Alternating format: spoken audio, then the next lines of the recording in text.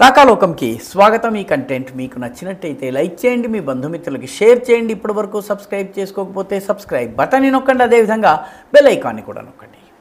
మిత్రులారా,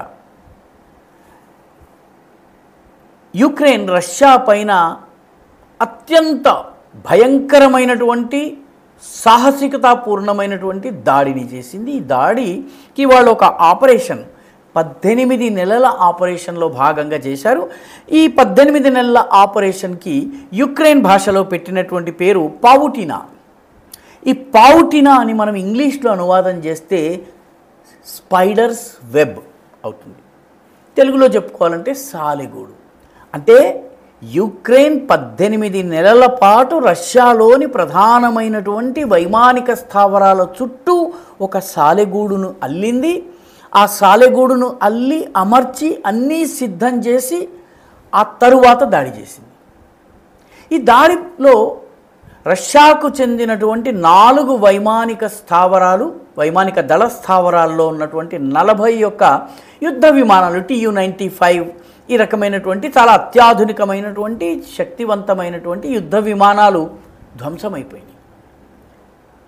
అయితే దీనిలో ఒక ప్రత్యేకత ఉంది. ప్రత్యేకత ఏంటంటే యుద్ధం ఎప్పుడు కూడా సరిహద్దుల్లో జరుగుతుంది. యుక్రెయిన్ సరిహద్దులో దాడి జరగలేదు. దాడి జరిగింది రష్యాలో దాదాపు 900-700 కిలోమీటర్ల లోపల దాడి జరిగింది. రెండవది, ఈ దాడి కొన్ని చోట్ల అయితే 4700 కిలోమీటర్ల లోపల, సరిహద్దు నుంచి 4700 కిలోమీటర్ల లోపు వరకు వెళ్ళి ఈ డ్రోన్లు దాడి చేసినాయి. ఈ డ్రోన్లు సరిహద్దు దగ్గర వచ్చినట్లయితే రష్యా యొక్క ఎయిర్ డిఫెన్స్ సిస్టమ్ ఆపగలుగుతుంది. కాబట్టి యుక్రెయిన్ 18 నెలలుగా యుక్రెయిన్లో ఉన్నటువంటి రష్యా జనాభా ఎక్కువగా ఉన్నటువంటి డోనెట్స్క్, లుగాన్స్క్ అనేటటువంటి 2 రాష్ట్రాల నుంచి కార్గో వాహనాల్ని రష్యాలోకి పంపించింది. ఈ కార్గో వాహనాల మీద వాహనదారులకు బహుశా తెలియకుండానే చెక్క పేటికల్ని అమర్చింది. ఆ చెక్క పేటికల తలుపులు రిమోట్ ద్వారా తెలుసుకోవచ్చు. ఆ తరువాత చెక్క పేటికల్లో వందలాది డ్రోన్స్ని అమర్చింది. ఆ డ్రోన్లకి పేలుడు పదార్థాలు ఉన్నాయి. ఇవి రష్యాలో డీప్ ఇన్సైడ్ రష్యా వెళ్ళిపోయి రకరకాల వైమానిక స్థావరాల దగ్గర ఆగి అక్కడ నుంచి డ్రోన్స్ని ఆపరేట్ చేయడం జరిగింది. డ్రోన్స్ యొక్క తలుపులు, ఆ డ్రోన్ల పేటిక తలుపులు రిమోట్ ద్వారా తెరుచుకున్నాయి. డ్రోన్స్ కూడా రిమోట్ ద్వారా సంచాలితమైనవి. దీంతో రష్యాకి సంబంధించినటువంటి 4 వైమానిక స్థావరాలు ధ్వంసమయ్యాయని చెప్పుకున్నాం. అందులో ఒకటి ఒలేన్యా స్థావరము. ఇది సైబీరియాలో ఉంది, 4700 కిలోమీటర్ల దూరంలో ఉంది. అదేవిధంగా రెండవది బెలాయా అనేటటువంటి చోటు ఉంది. ఇది కూడాను 4700 కిలోమీటర్ల దూరంలో ఉంది. ఒలెన్యా 2000 కిలోమీటర్ల దూరంలో ఉంది. ఇవానోవో అనేటటువంటి ఎయిర్ బేస్ ఉంది. అది ఇవానోవో ఎయిర్ బేస్ 900 కిలోమీటర్ల లోపల ఉంది. ఇంకోటి డ్యాగిలేవో ఎయిర్ బేస్ ఉంది, అది 700 కిలోమీటర్ల లోపల. అంటే రష్యా లోపల 700 నుంచి 4700 కిలోమీటర్ల లోపలికి కార్గో వాహనాలు వచ్చాయి. వాటి మీద పెట్టెలు వచ్చాయి. పెట్టెల్లో డ్రోన్స్ ఉన్నాయి. ఆ డ్రోన్స్ని యుక్రెయిన్లో కూర్చుని రిమోట్ ద్వారా సంచాలితం చేసి నడిపించి దాడులు చేశారు. రష్యాకి 41 యుద్ధ విమానాలు TU-95, TU-60 బాంబర్స్ ధ్వంసమైనవి. అంతేకాకుండా ఈ 4 ఎయిర్ బేసెస్ ధ్వంసమైనవి. ఇవి సరిహద్దుకి దూరంగా ఉన్నటువంటి రష్యాకి సంబంధించిన రిజర్వ్ ఎయిర్ ఫోర్స్కి సంబంధించినటువంటి, అంటే యుద్ధం ఇంకా కొనసాగితే ఉపయోగిద్దామని దాచిపెట్టుకున్న వాటిని ధ్వంసం చేసింది. ఇక్కడ ఆలోచించాల్సిన విషయం ఏంటంటే యుక్రెయిన్ దగ్గర అంత టెక్నాలజీ లేదు. యుక్రెయిన్ దగ్గర ఈ స్థావరాలకు సంబంధించిన కోఆర్డినేట్స్ ఎక్కడ, ఏమిటి, ఎలాగ, ఎంత దూరం నుంచి బాంబు వేస్తే ఎక్కడ పడుతుంది, ఈ టెక్నాలజీ లేదు. ఇన్ని డ్రోన్స్, ఇవి అమెరికన్ డ్రోన్స్ కావు. ఈ డ్రోన్స్ ఎక్కడి నుంచి సంపాదించుకుంది? 18 నెలల పాటు ఈ ఆపరేషన్ జరుగుతూ ఉంటే అమెరికాకి తెలియకుండా ఉంటుందా? కాబట్టి ఇక్కడ సహజంగా వచ్చే ప్రశ్న ఏంటంటే, యుద్ధాన్ని ఒక రోజులో ఆపేస్తానన్నటువంటి డొనాల్డ్ ట్రంప్కి తెలియకుండా 18 నెలలుగా ఇది జరుగుతుందా? అంటే ఆయన అధ్యక్ష పదవిలో కేవలం డమ్మీలా కూర్చున్నారు. Deep state ఇష్టారాజ్యం చేస్తోందా? సిఐఏకి తెలియకుండా, లేకపోతే వాళ్ళకి సంబంధించిన అమెరికన్ గూఢచారి సంస్థలకు, నేటో సంస్థలకు తెలియకుండా యుక్రెయిన్కి టెక్నాలజీ ఎలా వచ్చింది, రిమోట్ ఆపరేటింగ్ టెక్నాలజీ ఎలా వచ్చింది, ఎలా దాడి చేసింది, ఆ పిన్ పాయింటెడ్గా ఆ స్థావరాల్ని ఎలాగ ఐడెంటిఫై చేయగలిగింది. కాబట్టి అమెరికన్ డీప్ స్టేట్ యుద్ధాన్ని కోరుతోంది, ట్రంప్ని ఆటలో అరటిపండు చేస్తోంది. అయితే దీంతో సరే యుక్రెయిన్ గొడవ మనకేమిటి సంబంధం అన్నటువంటి ప్రశ్న సహజంగా వస్తుంది. ఈ తరహా దాడి పాకిస్తాన్ భారత్లో చేయగలదా, చేసే అవకాశం ఉందా?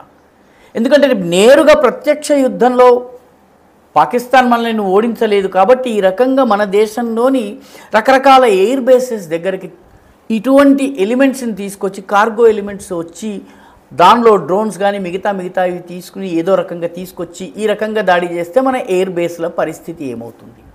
గత ఏడాదిన్నరగా జమ్మూ, పంజాబ్లోని పఠాన్కోట్ ఇటువంటి అనేక ప్రాంతాల్లో పాకిస్తానీ డ్రోన్స్ ఎగిరినాయి, వాటిని మనం కూల్చేశాం. కాబట్టి ఈ తరహా ఆపరేషన్ పాకిస్తాన్ చేసినట్టయితే మన వైమానిక స్థావరాల పరిస్థితి ఏంటి?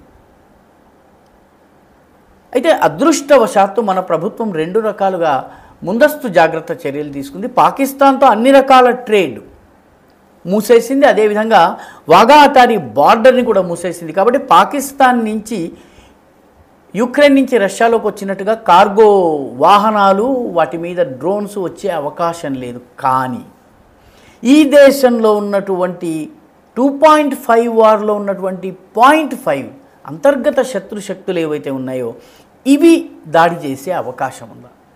ఎందుకంటే సుంజువాన్లో 4-5 సంవత్సరాల క్రితము జమ్మూ కాశ్మీర్లో ఉన్నటువంటి సుంజువాన్లో ఉన్నటువంటి ఆర్మీ క్యాంప్ పైన దాడి జరిగింది. ఆ తర్వాత నగ్రోటాలో ఉన్నటువంటి సిఆర్పిఎఫ్ బేస్ క్యాంప్ పైన కూడా దాడి జరిగింది. ఈ దాడి జరిగిన 2 చోట్ల కూడాను మిలిటరీ కంటోన్మెంట్ ఏరియా చుట్టూ రోహింగ్యా పాపులేషన్ ఉంది. మిలిటరీ గోడలకు కన్నాలు కొట్టి లోపలికి ప్రవేశించేటటువంటి వ్యవస్థ ఏర్పాటు చేసిందని చెప్పి తర్వాత రిపోర్ట్లు చెప్పినాయి. కాబట్టి అర్థం చేసుకోవాల్సింది ఏంటంటే మన రక్షణ వ్యవస్థలు, మన బేసెస్ ఏవైతే ఉన్నాయో వాటి చుట్టూ ఉన్నటువంటి పాపులేషన్ ఈ తరహా దాడులకు సహకరించే అవకాశం ఉందా? ఎందుకంటే అనేక మంది ఇప్పుడు రకరకాల స్పైస్ బయటపడుతున్నారు. మనకి సంబంధించినంత వరకు ఎయిర్ ఫోర్స్లో చిన్న ఉద్యోగాలు చేస్తున్నటువంటి వాళ్ళు, లేకపోతే యూట్యూబర్స్, వీళ్ళందరూ బయటపడుతున్నారు. వీళ్ళతో పాటు రోహింగ్యా పాపులేషన్ ఉంది. మోదీ ప్రభుత్వము ఆపరేషన్ సింధూర్తో పాటు కలిపి ఈ ఆపరేషన్ పుష్ బ్యాక్, అఫీషియల్ పేరు కాదు, అందరూ పత్రికల్లో రాస్తున్న పేరు, ఈ బంగ్లాదేశీ రోహింగ్యా మూలానికి చెందినటువంటి వేలాది మందిని బంగ్లాదేశ్కి పంపించేస్తోంది. అరెస్ట్ చేసి ముందు డిటెన్షన్ సెంటర్స్లో పెడుతోంది, తర్వాత వాళ్ళని సరిహద్దు దాటించి పంపించేస్తోంది. పెద్ద ఎత్తున ప్రయత్నం జరుగుతుంది. అయినప్పటికీ ప్రో పాకిస్తాన్ ఎలిమెంట్స్ ఈ దేశంలో ఉన్నవి రష్యాలో యుక్రెయిన్ చేసిన తరహా దాడులు చేసే అవకాశం ఉందా? దీనిపైన మన సైన్యము, మన సైనికాధికారులు, మన వ్యూహకర్తలు, మన స్ట్రాటజిస్టులు ఖచ్చితంగా దృష్టి పెడతారు. కానీ యుక్రెయిన్ చేసిన ఈ దాడిని అధ్యయనం చేసి అటువంటి దాడి భారత్లో జరగకుండా నివారించవలసినటువంటి అవసరం మాత్రం ఎంతైనా ఉంది. ఈ వీడియో మీకు నచ్చినట్టయితే లైక్ చేయండి, షేర్ చేయండి, ఈ ఛానల్కు సబ్స్క్రైబ్ చేయండి. మీ అభిప్రాయాల్ని కమెంట్ల రూపంలో తప్పనిసరిగా పంపించండి.